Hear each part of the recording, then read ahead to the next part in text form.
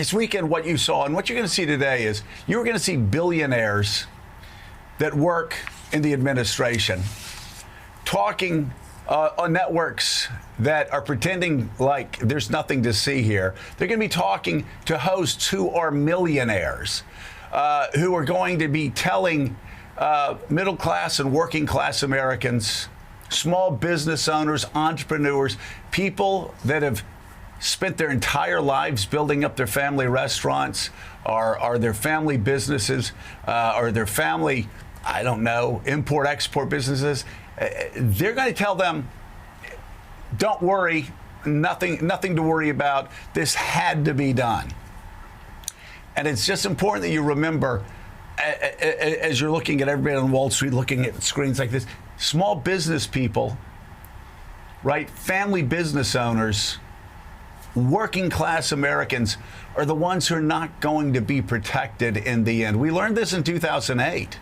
Those trickle-down effects are going to be felt by working Americans who can afford it the least. And they're being told by billionaires that there's nothing to see here.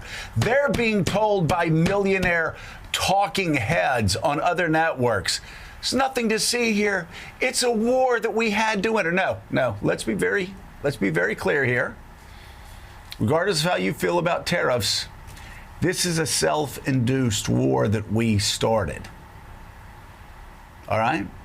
All right. This is voluntary. If you hear anybody today, tomorrow, next week saying, oh, this had to be, no, that's not true. That's doublespeak. And if you hear Republicans saying we can't do anything about it, that's just a lie. That's just a lie.